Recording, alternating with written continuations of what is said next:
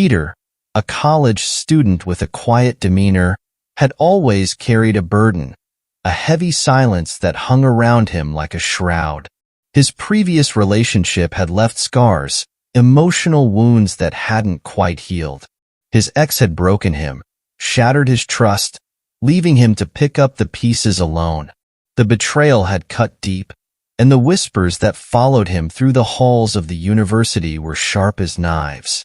Robert, his tutor, had seen something in Peter, something more than the shy, introverted student who sat quietly at the back of the class. There was a sadness in his eyes, a vulnerability that Robert couldn't ignore. What started as a simple academic relationship quickly grew into something more complex, more intense. There was an electricity between them, a spark that ignited every time their eyes met. But beneath the surface of their passion, there was an undercurrent of pain. Peter's mind flashed back to the night his world had crumbled, the night his ex had left him broken and alone.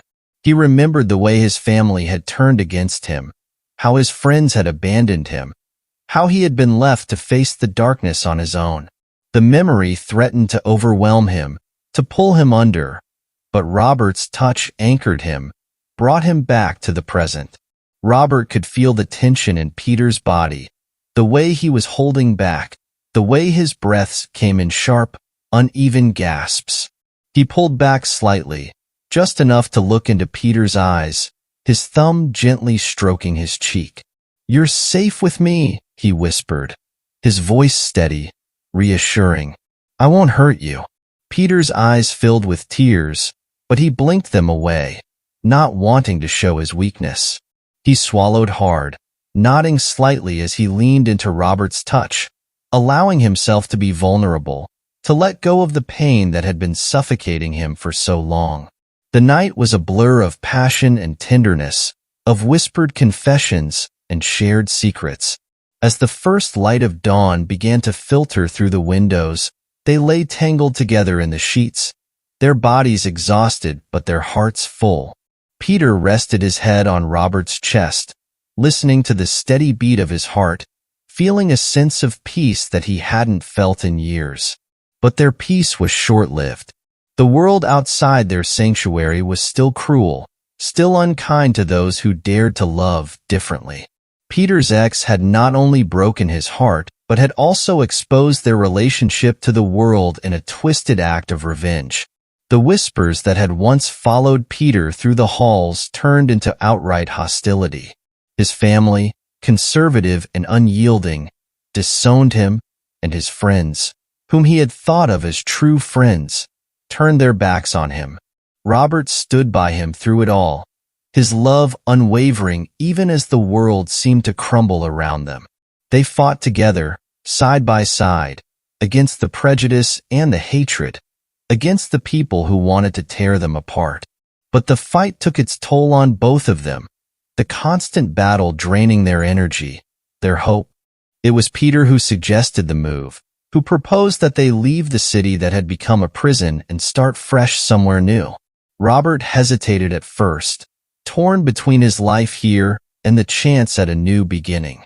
But when he looked into Peter's eyes and saw the desperation there, the need to escape the ghosts of the past, he knew he couldn't say no. The move was difficult, a leap into the unknown, but it was a leap they took together. The new city was different, more accepting, a place where they could finally breathe, where they could walk down the street hand in hand without fear. But even in this new place, the shadows of the past lingered, haunting Peter in his dreams, in the quiet moments when he was alone with his thoughts. The real test of their relationship came one night, a few months after the move. Peter had been distant, withdrawn, the weight of his past pressing down on him.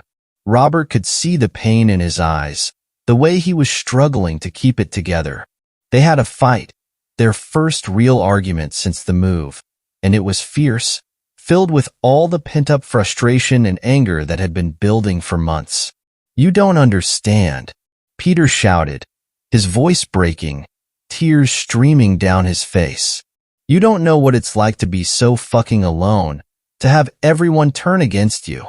"I am here," Robert yelled back, his own emotions boiling over. "I've been here this whole time. I've never left you, not once. Why can't you see that?"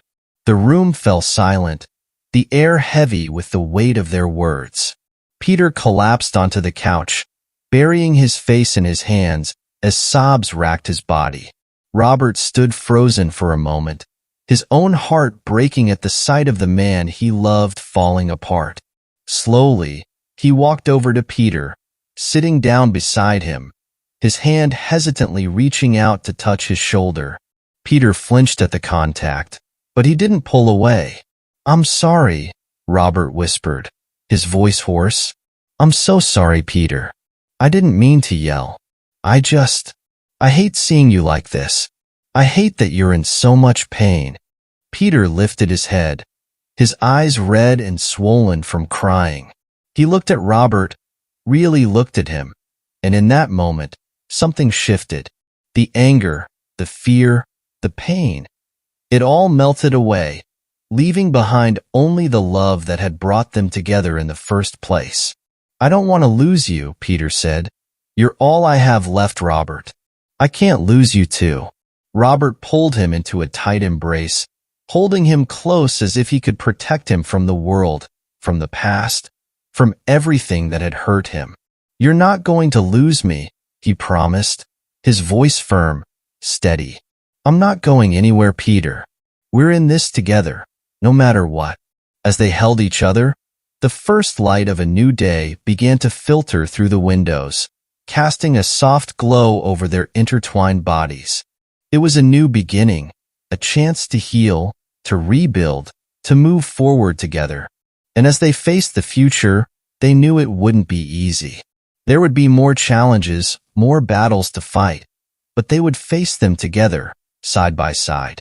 Because in the end, their love was stronger than the hate, stronger than the pain, stronger than anything the world could throw at them. And that strength was all they needed.